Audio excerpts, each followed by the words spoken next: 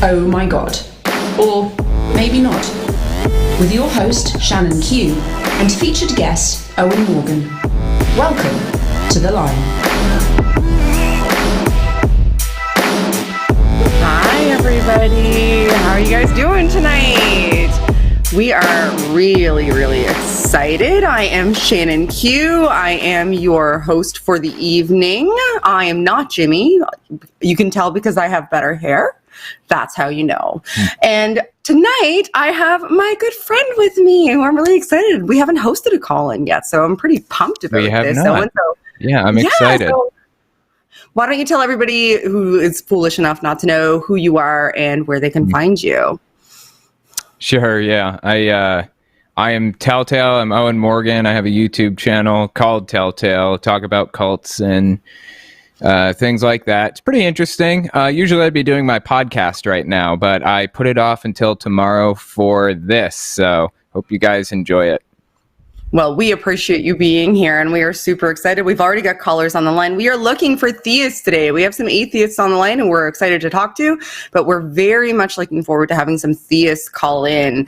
TellTale talks a lot about cults on his channel and the bite model, so anybody who maybe has some of those challenges or questions, that might be something that would be interesting to bring forth to have a chat with Owen about. And for anybody who's interested, my specialization, if you're not familiar with me, is psychology. I have a degree in psychology, and I'm interested in dialectic approaches and also the psychology behind religious models. So if you're a theist, we're looking for you, but we're going to jump right into the calls today. So the first person that we have to talk to is Kathy from Pensacola, and she is an atheist. And her question is, at what point should you stop arguing with religious extremists? Hi, Kathy. Welcome to the line. How are you today? Can you hear us? Oh, hi. I'm very well. How are you? I'm good. Welcome to the line. What question do you have for us today? What can we talk about with you? Well, I was curious to know at what point, like if you know some religious extremists. I'm so sorry. It's very difficult to hear you, Kathy. Are you asking at what point you should stop engaging with religious extremists? Yeah, that was my question. Sorry, a cat came up. Sorry about that. I was going to ask, I have a relative that's a religious extremist, and she says insulting things like about gay people being possessed by demons. And I was just curious, is it worth arguing with someone like that? Sure. Owen, do you want to have a go first, and then I can see if I have any.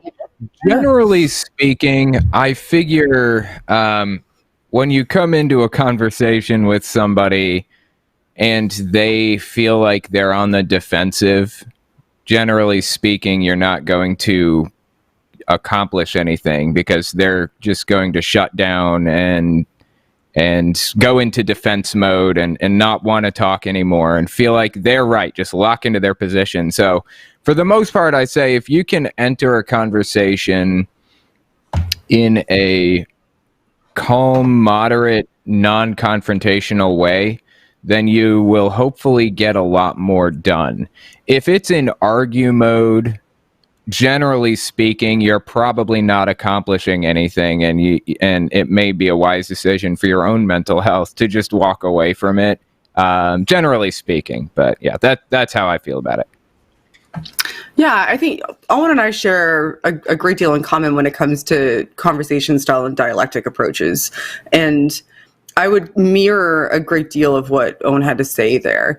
If you're, it depends on context, I think would be the appropriate answer. If you're in a relationship with a person and it's straining the relationship to have these conversations, you need to kind of figure out a strategy that will reach them, if that is what your goal is. And I'm all about actions aligning with intent. So if your intent is to reach a person and to change their mind, you're not always going to reach them by just, barking facts at them, telling them they're wrong. You need to figure out what their individual personality is and change your approach in order to account for the types of things that may be effective in changing that individual person's mind. Whereas if you were on a larger stage or a social media platform, your tactics would be different. Now, when should you stop arguing with extremists is kind of a loaded question, because arguing is built in there. And I don't think that arguing is always or necessarily one of the best approaches to mind changing. It's one of the best approaches to maybe encouraging your camp that you're right. But if you're looking to divert someone away from a line of thought, arguing with them isn't maybe the best approach. Reasoning with them usually is a better approach. And I don't think you should ever stop trying that, even though it might be frustrating. And I mean, results may vary. You have to keep track of your mental health, what the relationship is, whether or not it's a strain, what the effect is on you. All of those things are really important factors in determining whether or not you're going to continue down that road. But if it's something that's important to you and you feel like you have the bandwidth to do it, I would say always do it. But be careful that you're noting the context and catering your approach to that context. Does that make some sense, Kathy? Do you have any follow-up questions, or did I go off the rails there for you?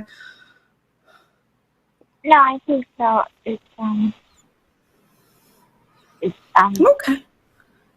I just feel that, like she might be being influenced by the person that I'm talking to, might be being influenced by like a marriage partner, and I didn't know what to do about it. I feel like maybe there's someone I could get her to listen to this show. She might do it good. Okay. Yeah, absolutely. I'm having some difficulty hearing you, Kathy. I don't know if you're too close to the microphone or if it's up too high, but it sounds like you said that you might be able to refer this particular person to have a look at some of the things that we said. And I welcome you to do that if you feel like it might be beneficial. Before we let you go, Kathy, and I'm sorry I can't hear you that well. Owen, do you have any follow-up? You have any critiques on what I said? Sometimes I'm full of nonsense. No. I think that was on point. That was on point. I agree with you.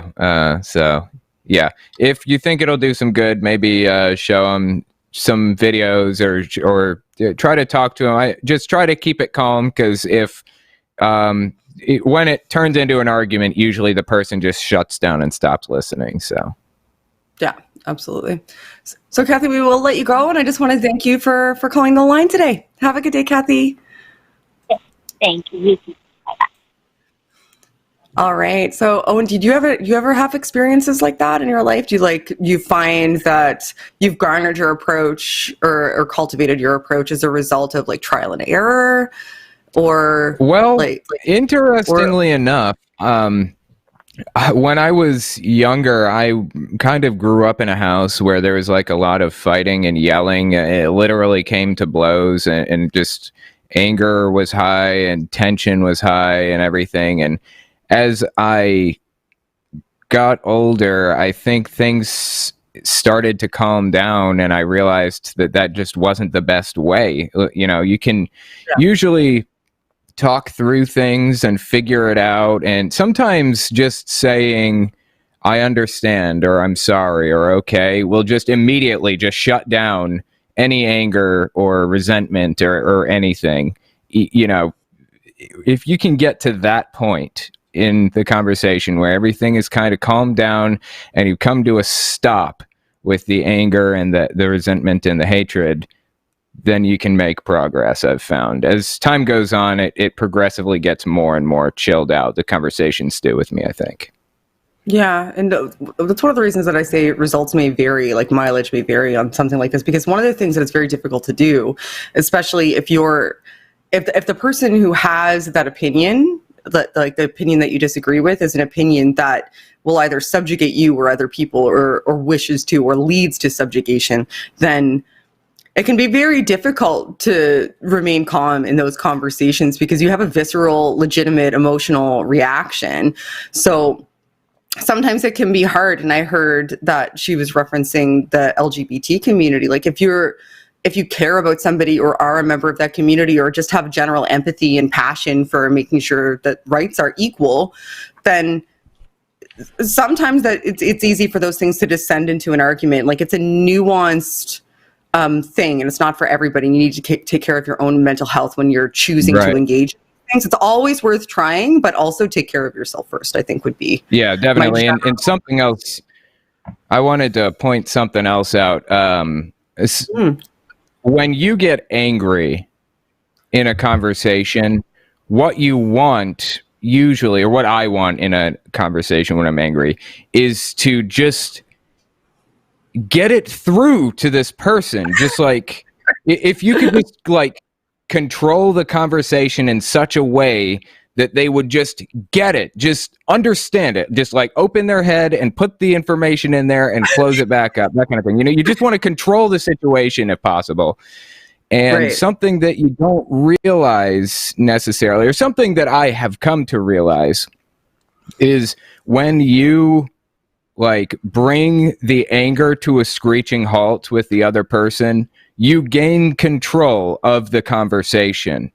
So the thing that you were trying to get, the thing that you were trying to attain with the arguing and the yelling and the stating of facts, that is not going to gain you control of the conversation. It's you're going to lose more and more control the more you dig in and yell. But by trying to bring that anger to a halt, you do gain control of the conversation. You can kind of guide it the way that you want it to go together with the other person. And so anyway, that's how I view it. That's how I've kind of approached conversations. Yeah, no, I think it's super important. I could talk about this for hours. It's essentially what I do. So if you, so I'll Right. stop now, and we will go to our next caller, who is Hunter, who is in Austin, Texas. And Hunter is an atheist and wanted to talk about family's religious belief and living inside a religious family. Hunter, hi, how are you? Welcome to the line. Can you hear us? Yeah, I can hear y'all. Can y'all hear me? Yeah, I can, and your accent is amazing, and I love it. Welcome to the line. Thank you so much. I appreciate it. What can we answer for you? What would you like to talk about today? All right. So my family is very, very Christian to almost an extreme level of it.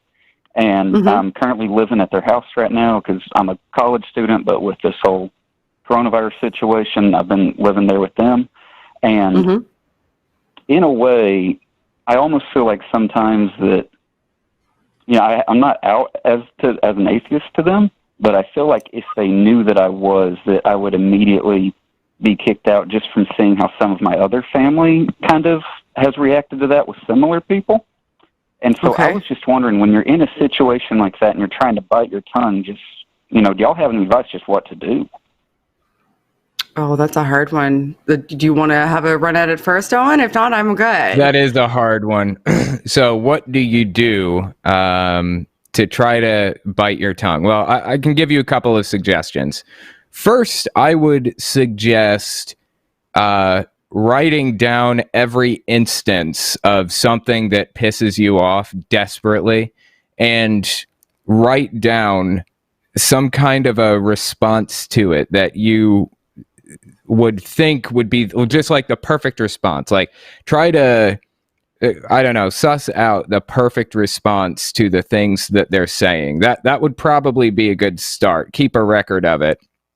And also get involved in the atheist community outside of the house. Like, obviously we're in a pandemic, so you probably can't go, you know, outside your house, but you can get on the internet. We're around, you know, you can talk to us on Twitter and talk to other people in the community on Twitter and Discord and all other places. Like, don't let yourself feel isolated, like you're on an island.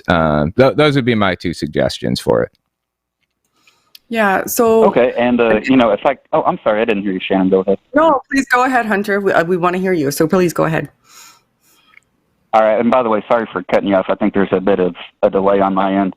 I just wanted to say to Owen what you said about getting involved in the community. So around here, nobody actually knows that I'm an atheist. You know, not even my friends or anything. So are there any ways, like any type of ways to get together with the physical community, obviously after this corona situation ends, where maybe I could try and do that while also looking out for my safety? Any recommendations with that? Well, you're in Austin. Dude, yeah. Yeah, that's what I was going to say. You're in Austin. There's such a lively community of atheists in Austin. Oh my God. You can go to, I'm actually kind of jealous. Like I've been thinking about moving to Austin. You could go to the Atheist Experience, go to the ACA, Atheist Community of Austin. They have shows and all kinds of other stuff.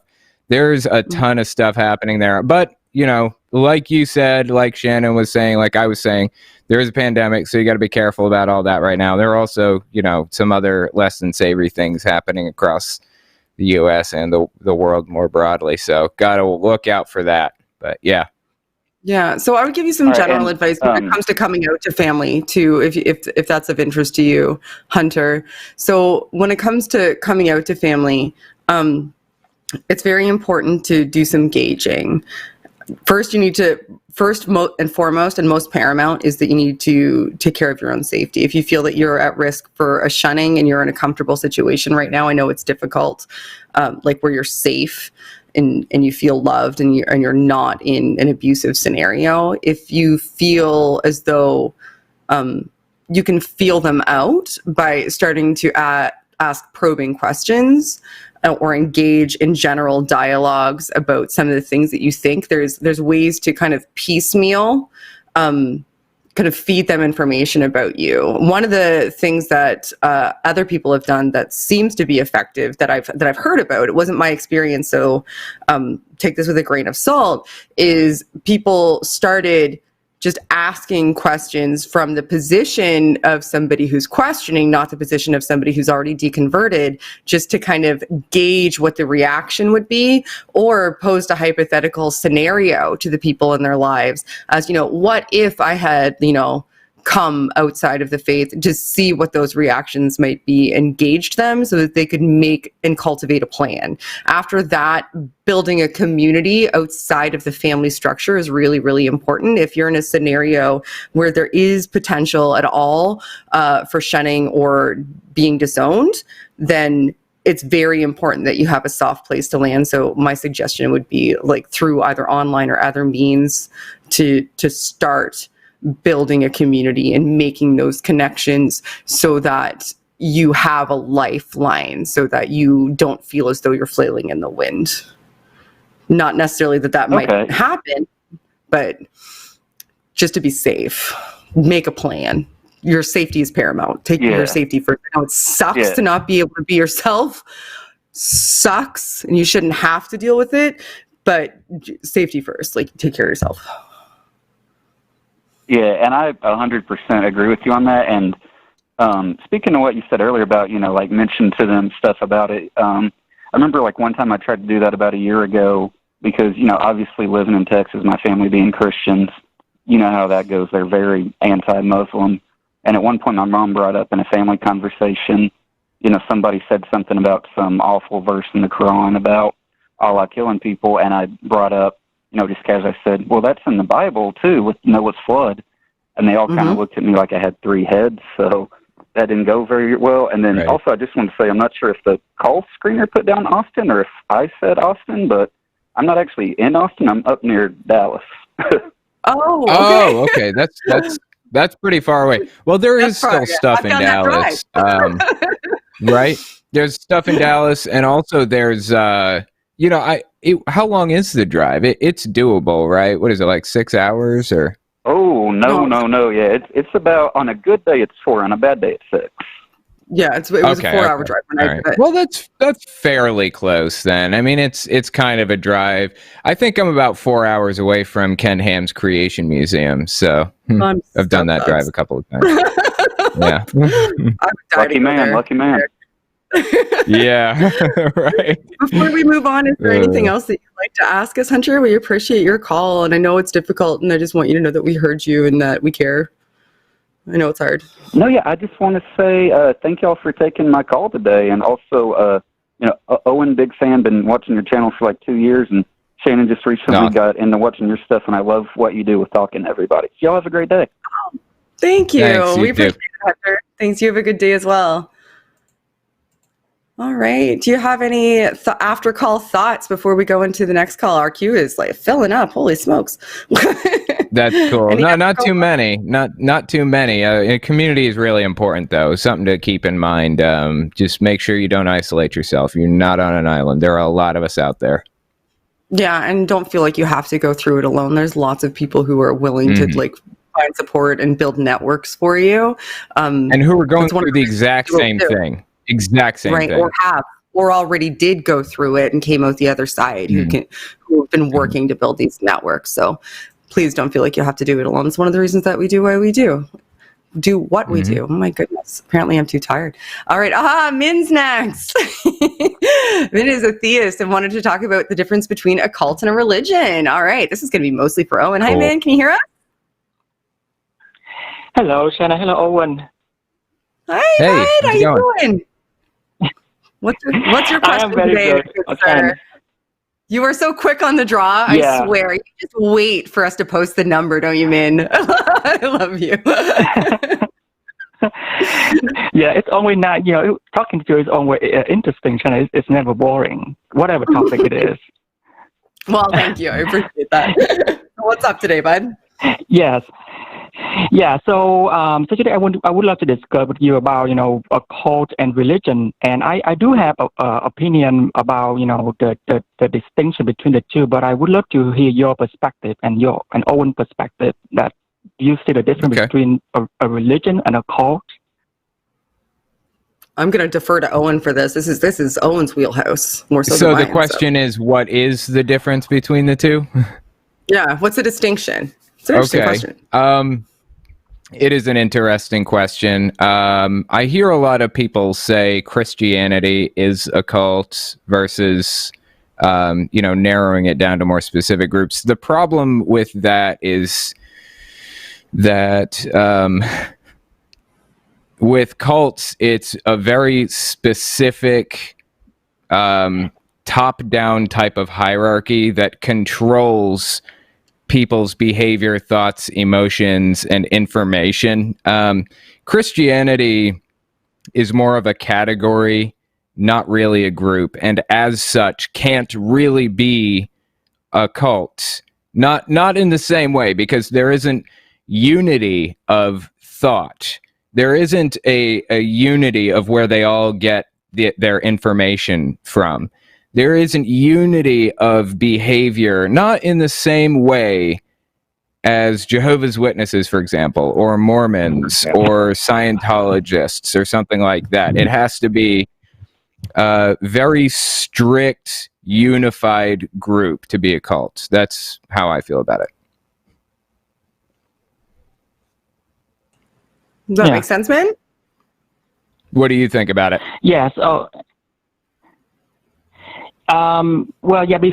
I answer, I would love to hear Shannon's response too. So, Shannon, you talk about, religion a lot. So do you think there's a difference between, what constitutes a cult and what is defined as a religion?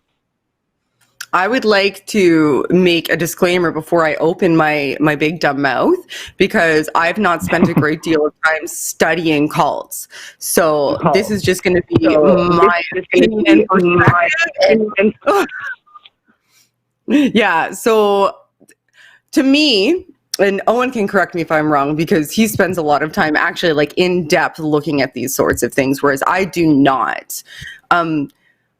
I see a cult more so as a group that controls information and behavior through social contracts that can't be broken, and doctrines that must be adhered to otherwise there are consequences that the person either is shunning or some sort of punishment, and that's very, very high level, and I'm sure there's significantly more to it than that. It's significantly more nuanced, but when you look at something like Islam or Buddhism or Christianity as generalized categories, you don't see that. If it was a cult, there wouldn't be so much deviation within that category. You wouldn't have such a wide variation of subcategories, and within those subcategories, you wouldn't even have further deviation and variation within individuals who belong to those subcategories, while still retaining that membership. So, for example, I went to an Anglican church.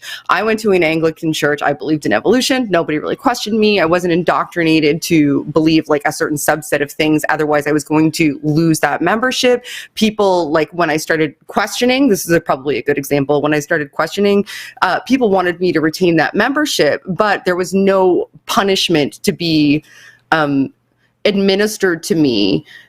I wasn't threatened with losing relationships, for example. Like I was allowed to kind of express that without immediately being told I was a deviant person.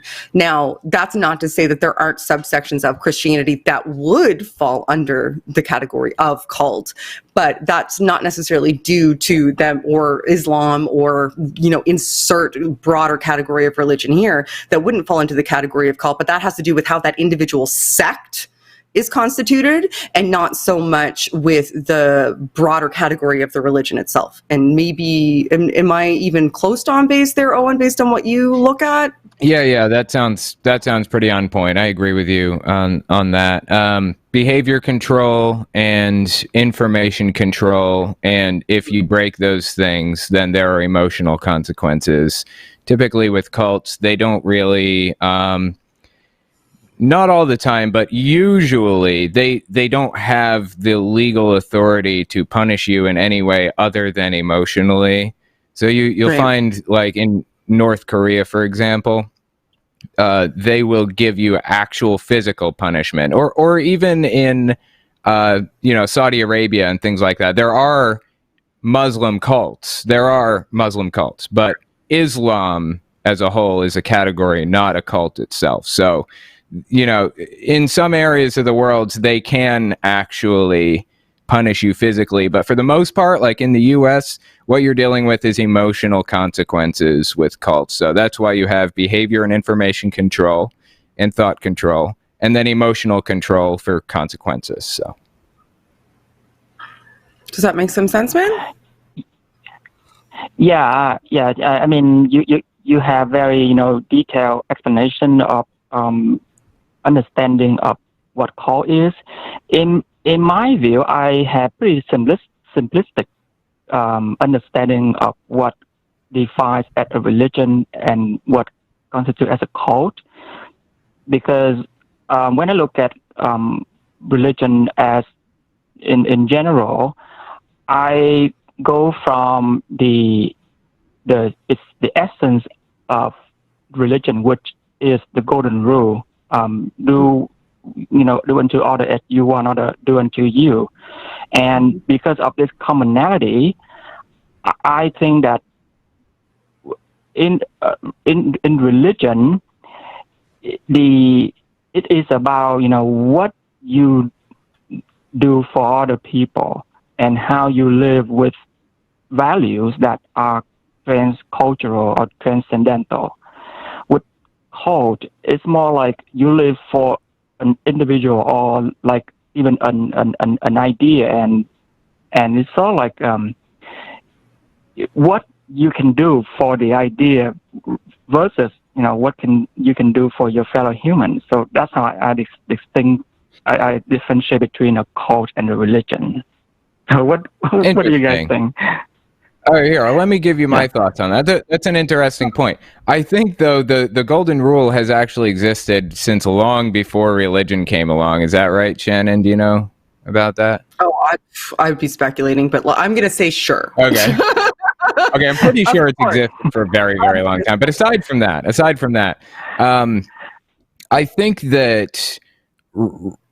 So Christianity is a category, right? But let's take a religion, an actual religion that's not a category and it's also not a cult. Let's say just the vanilla, regular old Methodist church down the street, right? So what's the difference between the Methodist church down the street and Jehovah's Witnesses? The point that you made was that they are... they almost like worship a person or an idea or something, right? But I think it's a little bit more basic than that. I think it's more like they are they think in blacks and whites. Everything is black and white. You're either with us or you're against us, that kind of thing. It's very extreme thinking, no room for nuance at all. With a Methodist church down the street, there's a lot more give and take. There's more room for diversity of thought. You know, this guy over here believes in the Trinity, but this guy doesn't necessarily think the Trinity was true. And that's okay. They can be together. They can get along. That's fine. They both believe in God and they both love each other and they love God, and that's fine. That would never be acceptable in a cult, in Jehovah's Witnesses or Mormonism or Jonestown or Heaven's Gate or Scientology or any of them. It's all black and white thinking, strict control, top-down type of system, where religions are a lot more relaxed and chill and yeah. So that's kind of how I feel about it. But yeah, you were onto something. It's a pretty interesting point. It's an interesting bud. Yes, Owen. Yeah. Yeah. Yes, Owen. And usually when I don't, you know, when it judge a system, it can be either religion or cult, depending on how it affect the person's behavior. So I grew up in the Buddhist family, right? And I hold certain ideals in Buddhism, and to me, you know, the essence of Buddhism is, you know, loving kindness, you know, treat people with compassion and extend that to all creatures, not just human. So that's how I learned from the religion that teach me, you know, ethical behaviors. So to me, that's what I consider a religion. Now, there is an idea in Buddhism that, you know, life is suffering and, you know, your body is futile and, you know, you have no self, etc. And that can drive people, you know, to suicide. And when they kill themselves because they think, you know, that's a way for them to end their suffering in this life, and, you know, they can reincarnate into a different realm or different life or like to reach nirvana. Now, when it comes to that extreme, I would say Buddhism will be a cult at that point. So because they're thinking in black and whites a lot, right? Yeah, and I think it would only be a cult if there was a point where you weren't allowed to deviate from or question that as a mandate or you were imperative. Encouraged to do it in order to adhere to it. Otherwise, you know, face consequences or be outcast from the group. Because one of the things that cults do that is incredibly powerful, and people don't realize mentally how powerful it is, especially people who don't have to worry about being cast out of groups, is that cults formulate a group identity that you are a part of and make you dependent upon it. And then once you're dependent upon it, they threaten to take it away if you behave or deviate in a behavioral fashion or think in a fashion and articulate those thoughts that isn't acceptable to the leadership of that group. So your behavior and thoughts are dictated in that manner. Now, within Buddhism, I don't think that you would necessarily consider it a cult, and correct me if I'm wrong, Min, but I believe that you could go up to somebody who's in a leadership position within most Buddhist organizations and have a conversation about how you feel about that and why you may doubt it and why you may think that that may be a damaging position to have. And they wouldn't say, get out, you don't get to talk to your family again. Criticism we is no longer acceptable. consider you a Buddhist. Those are the lines, I think. And I think we also, like, a lot of people that are in this community, I think, make a huge mistake, like in the atheist community, by just calling everything a cult or a mental illness, because they want to point out harms, so they overextend that umbrella, and then there's no longer nuance, and it doesn't mean anything because any ideology now falls. Black and white thinking, isn't that kind of ironic in its way? Right. Yeah, isn't it though? So I don't I don't know if I agree with you there, but I can see where I can see why you're pointing there, because that's a serious consequence and it's one that should be measured. But the differentiation, I think, is that you're allowed to question and measure it. There's also a difference between like extremism and cults. So you can have extremism without having a cult mindset or a cult more generally, a cult personality or anything, right? So that I would call that extremism, absolutely, without a doubt, and even black and white thinking, maybe. So, yeah. So, any other questions? so the last point, so the last thing I want to ask you is, so now we sort of established, sort of the somewhat different between a religion and a cult. Do you think that when we talk about, the harm that religion does to people, are we talking about, like, the black and white thinking that Owen point out in a cult, or you sort of like you talk about the doctrine of a religion, even though I guess, like, I'm trying to understand when atheists are against religion, are they really against, what you guys define as religion, or more like as the cult, as we discussed? Do you want to go for? I have a myriad of thoughts on this. It depends heavily on the person. It depends heavily on the person speaking. Personally, I don't really have an issue with religious people. In an ideal world, I would like to see a time when people came to the realization on their own that it's a lot of these claims are nonsensical. Like, a lot of Islamic claims are a complete nonsense and absolutely no chance that it actually happened. Like, Muhammad riding a donkey to heaven or some other thing like that. It's just nonsensical. I think. Yeah, absolutely nonsensical. Did not happen. So I would like to see a day when, whether it's a cult or not, people come to the realization that it's just not true on their own. But in the meantime, I figure I can team up with religious people to work against the more harmful aspects of this subcategory of thought. I work with people against destructive cults, religious or not. And I do have a lot of super religious subscribers and Twitter followers and stuff, so it seems to be working for me. Yeah, and so do I.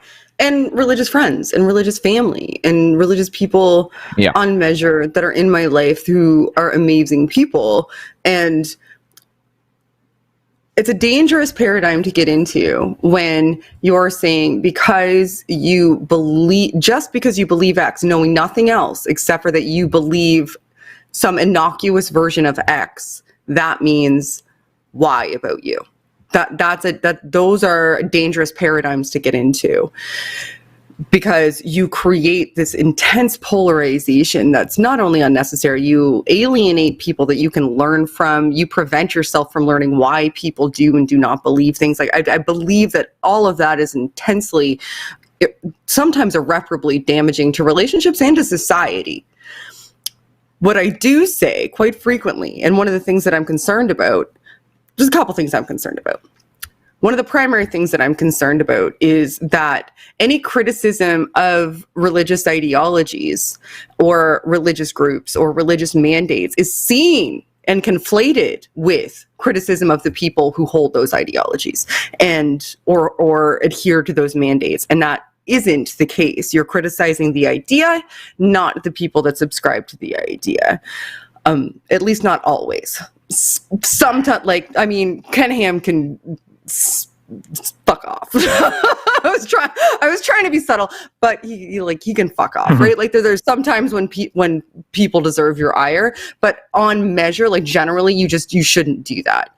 Now, one of the reasons that I talk about religion, and one of the reasons that I think it can be dangerous, is I do not like, and Min, you've followed me for a long time, so I know you've heard me say this before, I do not like having constraints on perceptions of the world. So I do not have the same scaffolding to fit my perceptions within. I do not have to, when I am receiving information from the world, figure out how it comports to an externally enforced ideology that was mandated for me and isn't self-generated. I do not have that any longer as a constraint. Now I have my own biases, of course. I'm a human. I'm filled with biases.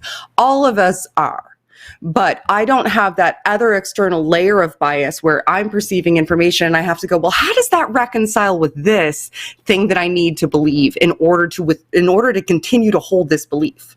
Many people are able to do those reconciliations, absolutely, and still, be good people. But some people aren't. They're not able to do the mental work that's required in order to kind of analyze it against their morality and against their group membership and against society. And they just say, well, this says that, this goes against that. I need to believe that or I'm going to be punished. So I'm going to defer to that. And you actually also have to do that too, because otherwise you're going to be punished. And that means that I'm doing you a favor. And it's not even hate. Like those types of things happen. We should be able to talk about them. We should be able to criticize them. And we should be able to acknowledge that that's why they happen and that it's a bad thing. Yeah. Make sense? I agree with you. Yeah. Yes. Okay, cool. Well, all right, so prattled on forever. we have a lineup of other callers waiting to yell at me out. Yeah. You're always great, man. I always love talking with you. Yeah. Well, I will see you later. I'll let you move on to another caller. Yeah. Thank you so much, guys. Thank you. Have a good night. I always love talking to you, man. See you later. Bye. Thank you. I love See you later. Min call. I love Min. Every time Min calls, I'm like, yay! He's really interesting insights. Yeah, like he thinks deeply about these sorts of things. So I always love it when he calls in. I'm like, yes, this is going to be a good chat. All right. So, this is Robert from Australia, and I bet you I know exactly who this is. Wants to discuss the most efficient means to prove God and what would be the best proof for you as an atheist. And I am almost certain I know who this is. Hi, Robert. Hey, Shannon, looks like my surprise did not work. I knew it. This is Sentinel Apologetics. Hey, go ahead, bud. Yep. Yeah, I don't know if we've talked in a long ages. It's been ages. I'm pumped. Yeah. No, I was actually coming on your channel. I haven't checked your channel in a while, but I was coming on because you interviewed Laura and Josh Bowen on slavery, and I was like, wow, that was a great chat. Must be really good. So as I'm going on your channel, then I'm seeing you live, and then I'm like, oh, this is interesting. And then I saw the phone number, so I thought I'll just do a cheeky call, and here we are. Yes, please. Oh, well, Robert, you're great. I'm excited to chat. Okay. So I'm excited to hear what you thought about Laura and Dr. Josh. And also I interviewed Laura and her partner, Ian, from, when I say partner, that's going to completely fuel their married fire.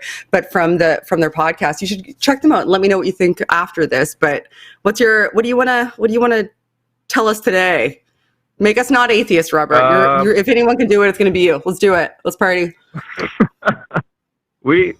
Honestly, I was asked the same question coming on, and honestly, I didn't have a topic to prepare. I just wanted to call. But if you wanted to talk about something, like I made up that question, like I guess my question, this is like an impromptu thing. If both of you as atheists, for both of you, what would be the most efficient means? If God does exist, what would you expect him to do in the most efficient or sufficient means to reveal himself? Like, and if there is a religion out there that we are aware of, knowledge-wise, like, which religion comes closest to revealing that efficiency? Okay. Oh, and would you like to go first? Yeah. Okay. So my thoughts are, if something like a God existed, you could potentially get me to a deistic position where they kicked things off and sat back, I guess, and aren't involved. In order to convince me that somehow God wants a personal relationship with me and everyone else on earth, I would have to see some sort of evidence that God is making an attempt to do that, thus that it's apparent to myself and everyone on earth that God is looking for that interaction. Interesting. Let me give my answer to that.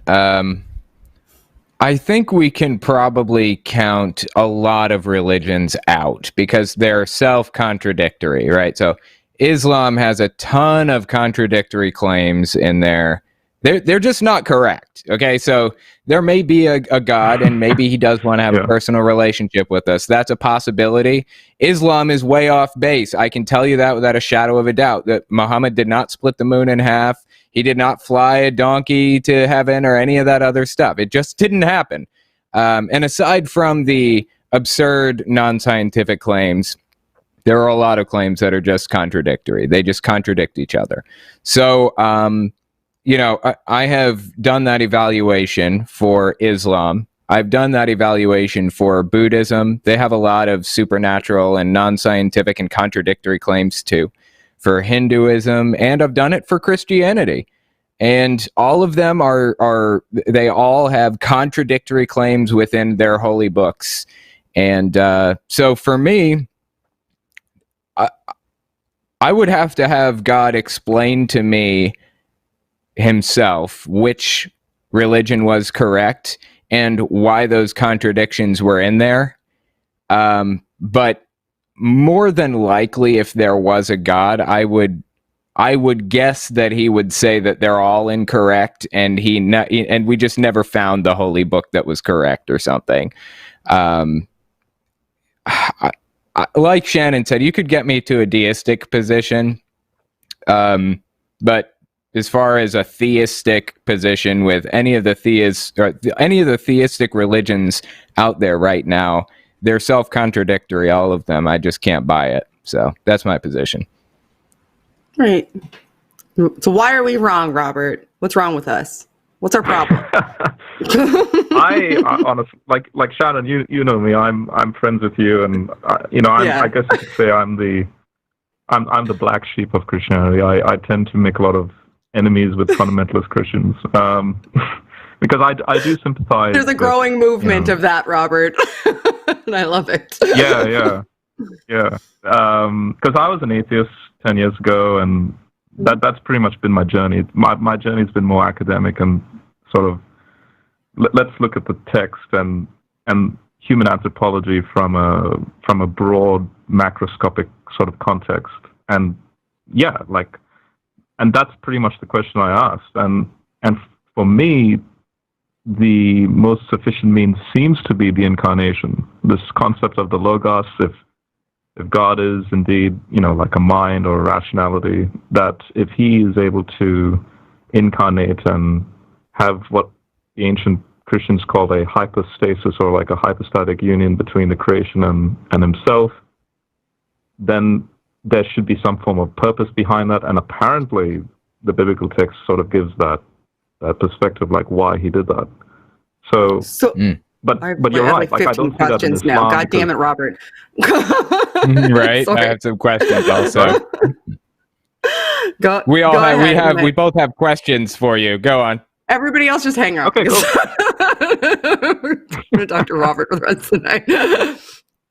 Yeah, but I agree with. But I think that you're bringing yourself to the deist position that I'm accepting, and so what I'm hearing, if I'm hearing you correctly, is you're saying, okay, it makes sense that something kicked this off, right? Like you looked at the Kalam and you're like, yeah, maybe, and then from that, you're like, okay, well, how do you explain all of this? And you see it as some sort of like synergistic relationship with whatever sort of entity or mind, I think you used that word, kicked it all off and is simultaneously everything, which would bring you more toward the pantheistic position, I would think.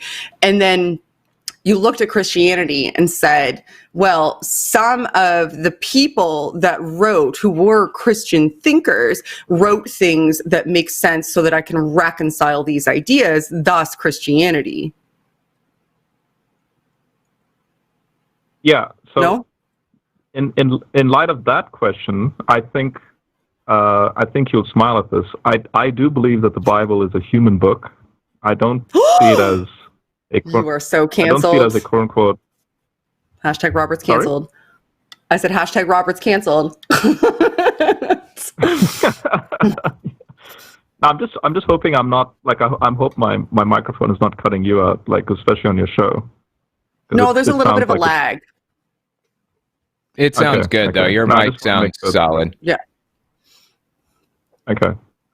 Yeah, I'm calling on Skype. That's the only way I can think of calling this. So but yeah, I do see the Bible as a human book, but then there's this uncanny, like when you mention synergism that I'm pointing out, there's this uncanny coincidence that goes on as you read the narrative through, because no biblical author, the Bible's not monolithic. You have different authors in different periods with their own social context, and yet there's a strand of a particular direction towards some end goal that in the bigger scheme of things they weren't aware of. So like if we put ourselves in like God's shoes, so to speak, that's the way the Bible seems to want us to read it. And then the end goal is Jesus and this thing called resurrection and what that means. So when by the time you reach the New Testament, even the biblical authors in the New Testament era were baffled by how deep the theology is. And so how could a human author, even if it is a human book, how like they themselves are saying, look, this doesn't come from us. This comes from some type of inspiration, like an epiphany of some sort. And interesting. In so Islam, you don't see that. What about like Islam? What about the Quran? It makes similar claims, right? How can we know that the Bible is correct rather than the Quran? I can give you one very interesting and hilarious example as to why, like just this one slip up shows that this book, this is like a litmus test to know if this book is legit or not. So, like I said, when the books are not monolithic, that also includes languages. So, for example, in Genesis, when it says Abraham came from the Ur of the Chaldeans, the word Ur actually is not a Hebrew word. It's an Ugaritic word that means city. Fast forward 2,000 plus years later, by the time you reach the New Testament period, Ugaritic is a dead language. And there was actually a mistranslation of Ur in the Latin Vulgate by Jerome, because Ur in Hebrew means fire. So he looks at the word Ur and is like, did Abraham come from the fire of the Chaldeans? And then a whole myth came out of that. Fast forward to the Quran 600 years later, and Allah supposedly says, don't you remember Muhammad when I saved Abraham from the fire of the Chaldeans? So the litmus test is, if the Quran did fall out of heaven, as literally Islam says, an angel Gabriel's giving it to Muhammad, if Allah corrected that myth, if Allah said, no, Ur is the city, not the fire, to me that would be baffling, because it's not until the 1800s do we know what Ugaritic actually says in the cuneiform text. But there's super interesting. That shows human error. Yeah. That's very interesting. Okay, how about this one? How much time do we have? I don't know. That's what I said. In the Robert book of called. Matthew. I know, okay. So there's in the Old Testament, we've got basically predictions about the Messiah and what the criteria he will have to meet.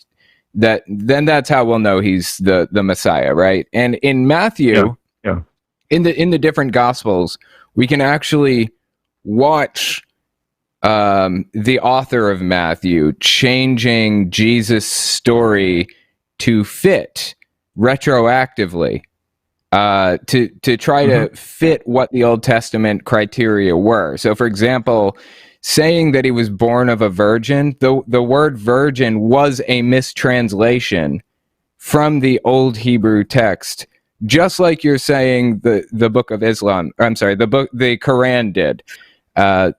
The word was not virgin, it was marriageable young woman. But we have Matthew changing it to virgin because that's what he thought Jesus needed to have, a virgin mother, to be the Messiah. So how do you account for that? Yeah, so two things. I would say that the semantic range of Alma, at the end of the day, when you do like a big word study on it, it does mean quote-unquote virgin, but it doesn't translate quote-unquote virgin. And then you have the Septuagint translators going, well, since the semantic range means virgin, so we'll use Parthenos, which is specifically virgin. And that's the word Matthew borrows from. But I think the more important question is, which is what you're getting at, and that is the New Testament repurposes Old Testament stories to fit Jesus. And I actually agree with that. Like, I actually tell Christians to sort of like, don't go out of your way to say that Isaiah 53 and Psalm 22, that these are passages about Jesus, because they're not. Like, Isaiah 53 is about Zerubbabel, and Psalm 22 is obviously David talking. Now, then the next question is then why does the New Testament repurpose it in light of Jesus? And the way the Jews, especially in the Second Temple period, the way they would repurpose the Bible is all to do with typology and what's called pesha. So then, now I don't know if this next last bit will be satisfactory to you, but the New Testament authors suddenly realized that the Old Testament prophets, even though they're talking about things in their own context, the end goal is this thing called Jesus, the resurrection, and all that. So if Satan, if there is a dark, sinister plan, or like a counter to God's plan, Satan must not know the plan.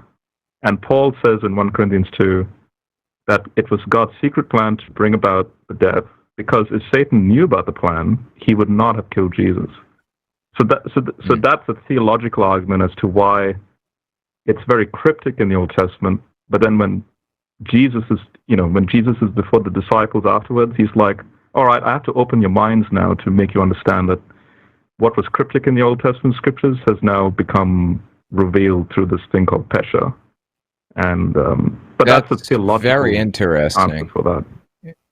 Yeah, it's like when I was younger, Jehovah's Witnesses had a very different view of basically everything, and they believed that Satan was also omnipotent and omniscient, just like God, except God was like the next level up. So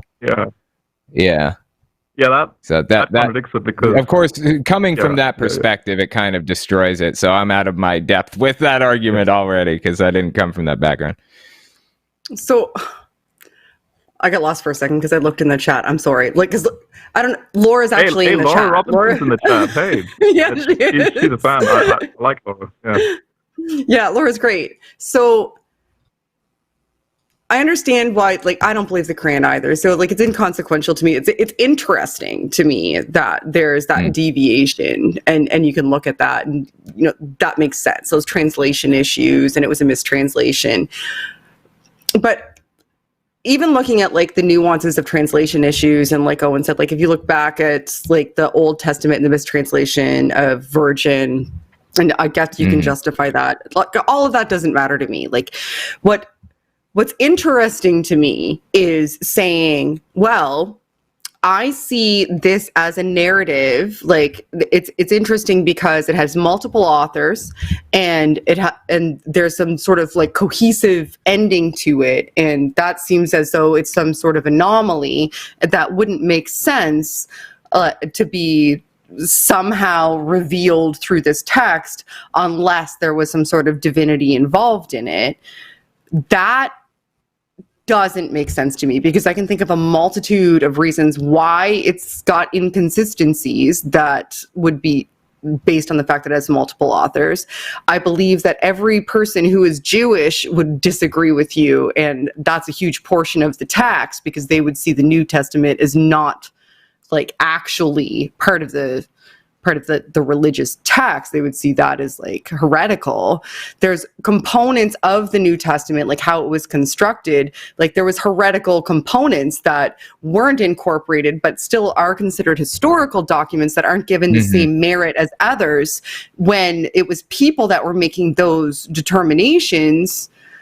And all of that seems to me as though it was a construction, especially when you consider the heretical text. Like when you look at the Gospels of Thomas, for example, when you look at like there's a gospel where like Jesus is like carrying a flaming talking cross that's like there's all kinds of things that weren't incorporated into the New Testament and considered to be canon, but were historical documents that were documenting like people's understanding of the religion and how it related to Jesus at the time, that were weeded out.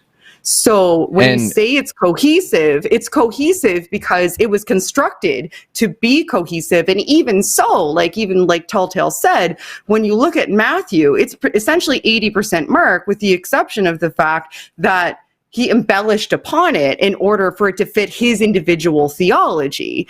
Now, the Gospels, I think you can almost entirely forget.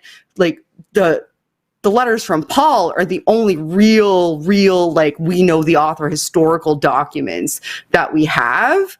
And even then, his experience was just that, an experience. On the road to Damascus, he actually didn't see a resurrected Jesus as though like the tomb busted open and he was like, hey, I'm Jesus. Told you. Finger guns. He was on the road to Damascus and was actually persecuting Christians, so could potentially have had some sort of PTSD experience. Like, a lot of those things make sense to me, but when you say it's some sort of like uniform construction that only makes sense when you look at it from the perspective of it being divinely inspired by God, I ask, why then did humans construct it? And you even said that yourself. Yeah, so that uniform construction, so to use an analogy, like say we take Mark's gospel and because Mark is like shotgun approach, like he goes and then Jesus did this and then he did that. As a reader, we're reading this and we're thinking maybe he's doing this the very next minute or maybe the next hour or something, but we don't realize that sometimes, like even back in, say, in Genesis account, we're talking years transpire between chapters, and we don't realize that so many things can happen. Obviously, so many things will happen. In that look what's happened since February, just in our real world. Things can happen. Right. Yeah. So in that sense, so what you raise up, I don't like. I'll go along with it. I'll go along with the critical approach. Like let's just take, say, Paul's works and especially what unanimously scholars will use as or say as authentic letters, like say Galatians or something. That's another thing. So, there's some Galatians that are right. Yeah. Right. Okay. So yeah. I then so what I do is I then, I mean, even Second Timothy scholars. The ending of Mark. That's true. Well, the ending of Mark. But putting aside the literary, the critical scholarship on the way the New Testament ultimately gets its final form, let's just say that if the Pentecost story is true, like in Acts 2, then ironically, at that particular moment in time, there was no New Testament. There was no Pauline letters. There was no, all that stuff. But so Acts was written. The only Bible, quote unquote. Sorry? But when was Acts written, though? Oh, Acts. So, yeah, you have scholarship that will put Acts back up into the 50s, 60s. If you're talking about conservative So when you say ironically, scholars. like it wasn't written, like you're speaking like as though it's contemporary, as though like Jesus busted out of the tomb, and then somebody was like, I got to write Acts. No. I'm really talking. time passed. So I'm sort of putting a critical hat on, and I'm reading this as purely like, say, human, even potentially fictional work, and just seeing Decades it later. flow out like a fictional story of some sort. Like basically like interesting reading sort of thing. So then what I'm saying is, even if you do that, there's a coherent logic and rationale that flows through the narrative.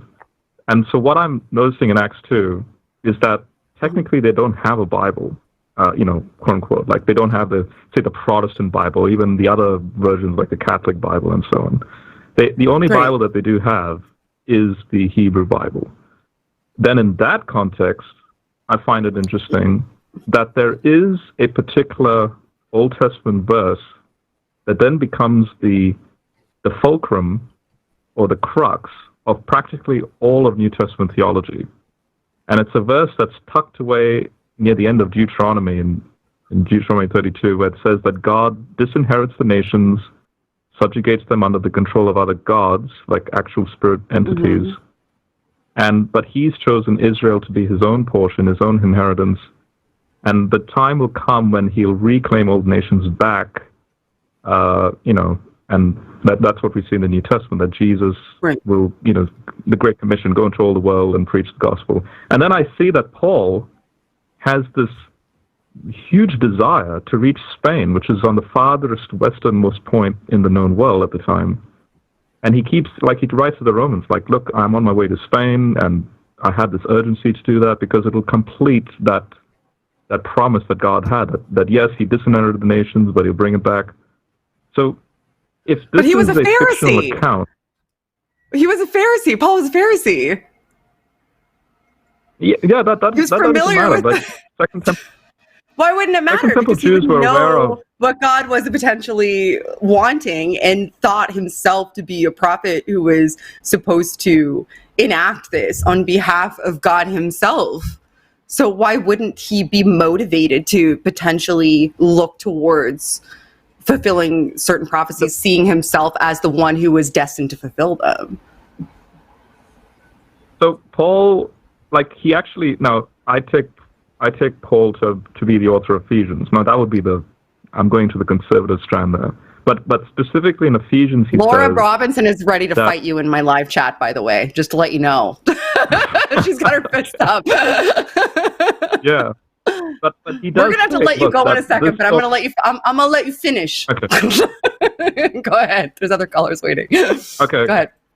In Ephesians 3, he says that this perspective of Deuteronomy 32 wasn't known until the present time, because the Jews were kind of confused in regards to Gentile inclusion. Like all the Old Testament stuff about Israel will be a light to the nations and the Gentiles, and then you have this peculiar thing about Satan saying to Jesus, "I'll give you all the nations if you bow down to me." Like, what? The question is, why does Matthew go out of his way to say that Satan has control of the nations? Well, it goes back again to that Deuteronomy 32 verse. So the Jews were looking forward to this messianic figure that would not only bring back Israel, at the full fold of control, but that Israel will then be that quote-unquote light to the nations again. Well, how is that possible? If there was no Messiah, then Paul would not have any reason to do what he does, and that is to try and go to Spain, to fulfill that thing.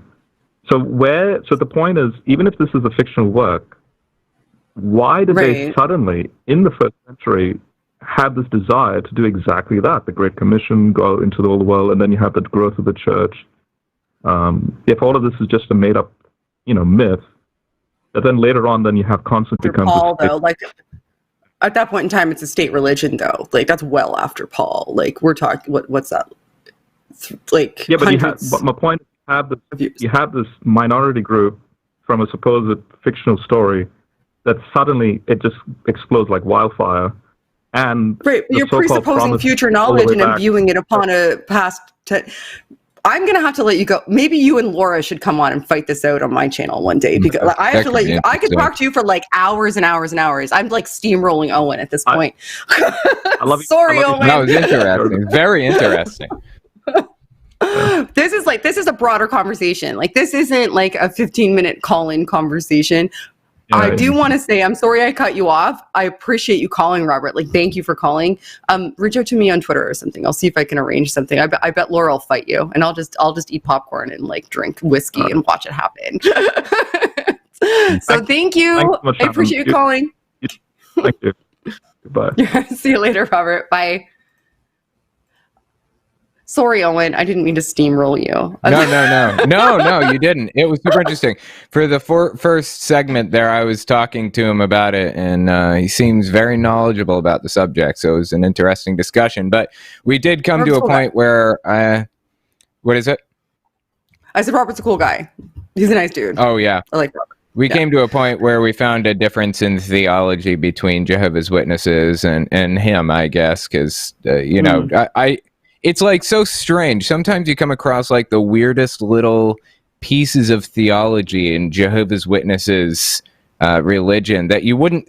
I just thought like everybody thought this, but like literally nobody did except for Jehovah's Witnesses. Like I thought everyone believed that Satan was, all knowing and all powerful, but just like one step below God. I didn't realize that other people didn't believe that. So. No, my gosh. But that's an interesting reconciliation though, because in order for him to be able to accomplish the things that he's able to accomplish, if you take that book literally, he would have to have some sort of foresight, and he would have to have like some sort of level of power that's similar, at least, if not like on a lesser level than God, I guess, but at least have more similarities. He couldn't just be essentially mortal, but have some sort of supernatural component.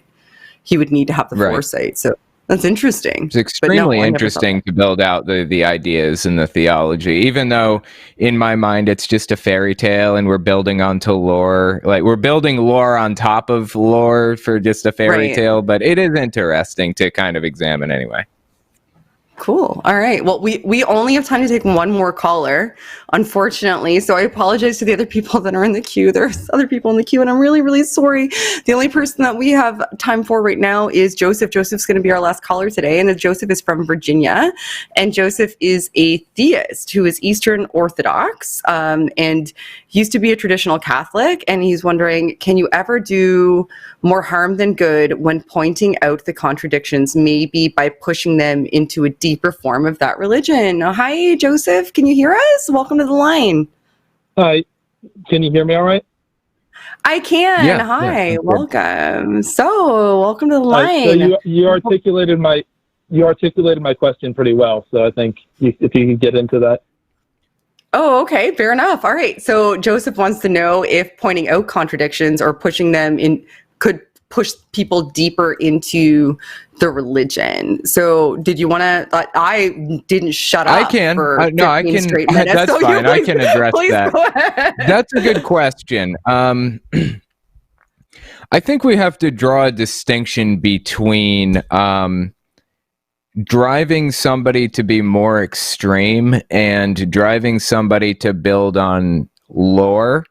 So if my daughter sits here and talks about how like the tooth fairy must be able to like get the teeth by shrinking down, becoming mini, and then climbing under the pillow, or she would wake up all of the people that she took the teeth from, that's not an extreme thing to say necessarily. It's just kind of building on lore. So I don't think pointing out contradictions necessarily drives people to a more extreme position. I think it can, but I think it, at the very least, will either force them to face the fact that there are these contradictions and make them come up with answers to those contradictions, or it may just make them give it up altogether.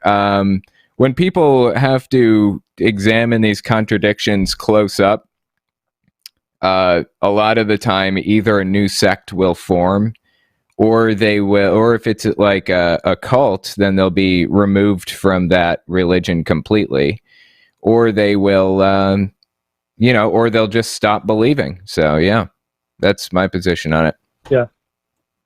Yeah. So when I was originally Catholic and I became a extremist version of that, like what drove me over the edge was like thinking that there was nowhere else to go if you want to still be a Catholic other than this extremist position. So that led me eventually to question the entire system entirely and switch religions entirely to something that doesn't even have that paradigm, if that makes sense. So you're Eastern Orthodox. I came to understand, or I thought that Eastern Orthodox is also fairly extreme in some ways. Do you think that's a fair assessment or no? I would say that's totally not a fair assessment. There are different Eastern Orthodox sects. For example, the true Orthodox groups, which aren't even in communion with the mainstream sect. But if you're in the mainstream church, I'd say if you're comparing it to what I was before, at least, it is completely no comparison. For example, a lot of traditionalist Catholics will say that it's okay for Catholic states to burn people alive, etc., things like that. But Eastern Orthodox is nothing like that, and the entire religion, it's night and day. It's totally disgusting.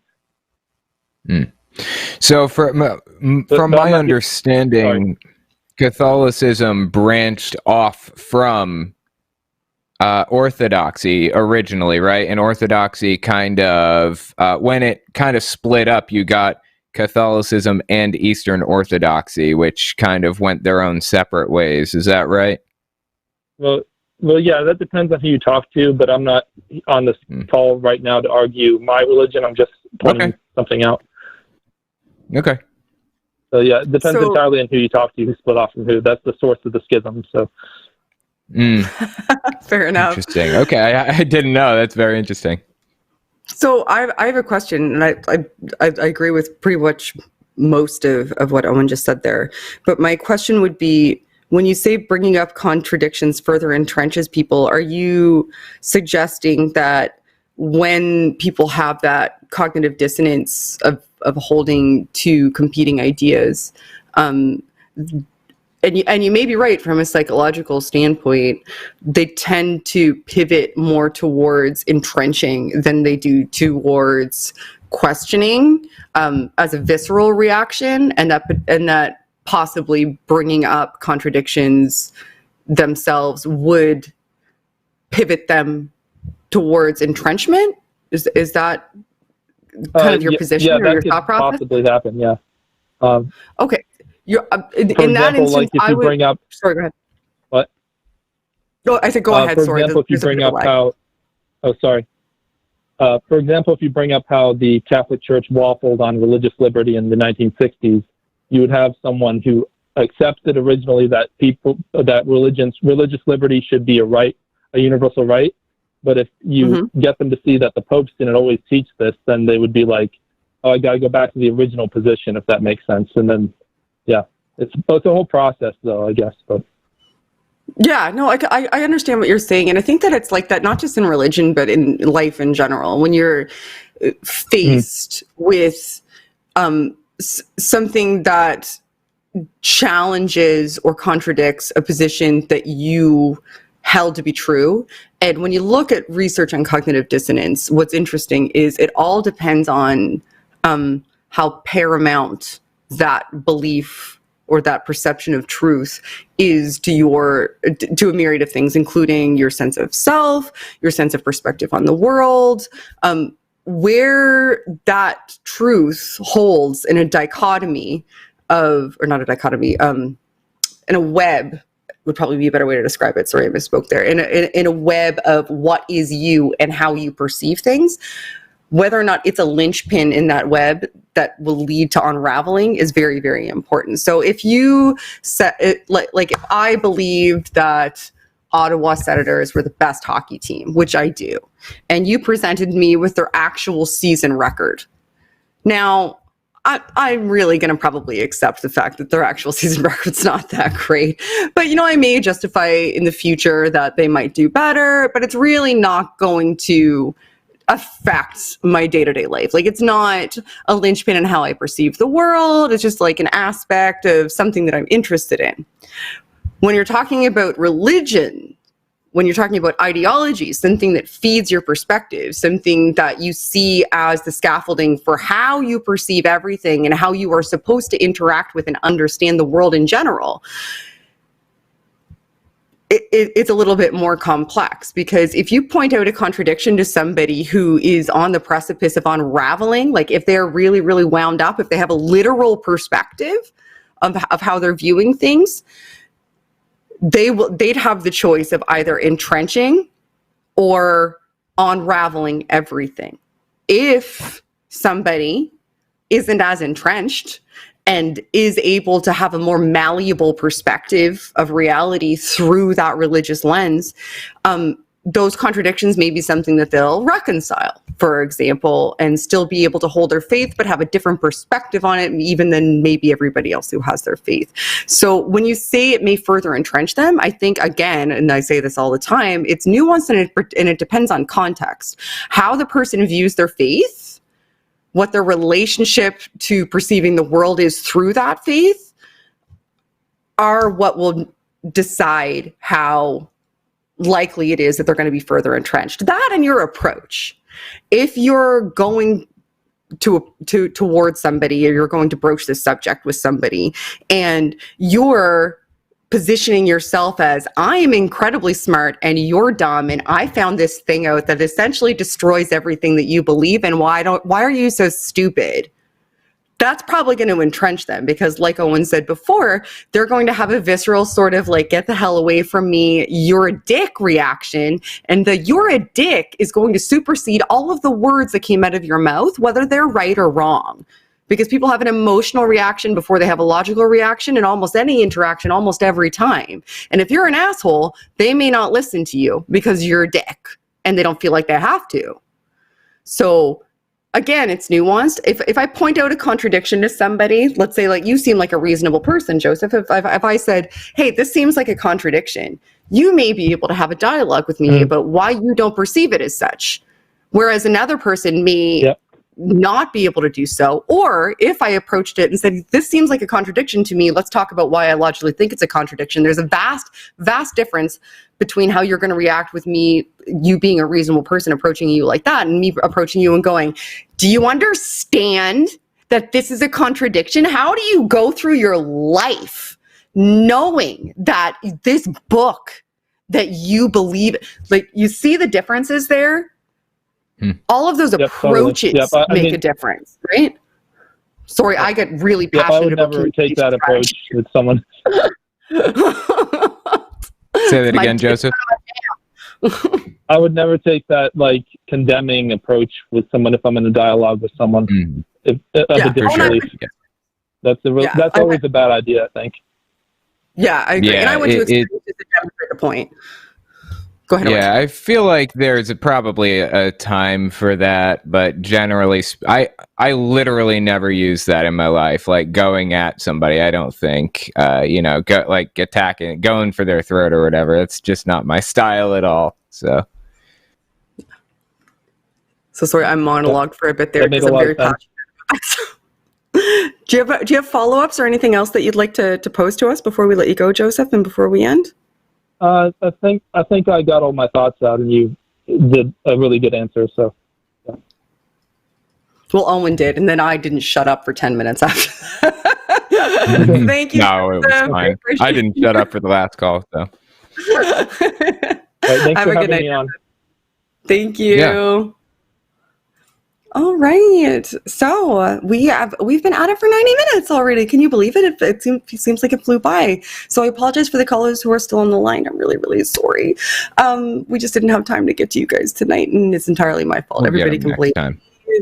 Direct your hate towards me. And also please leave a message if you can, so that we can listen to it and hear what you have to say. And also please call back the next time. This is happening every single Sunday, either at 8 p.m. or 9 p.m. Eastern Standard Time. So please come back in. And if you are watching it on my channel, or if you're watching it on Jimmy Snow right now, subscribe to the line. What are you doing? Why are you watching it on this channel?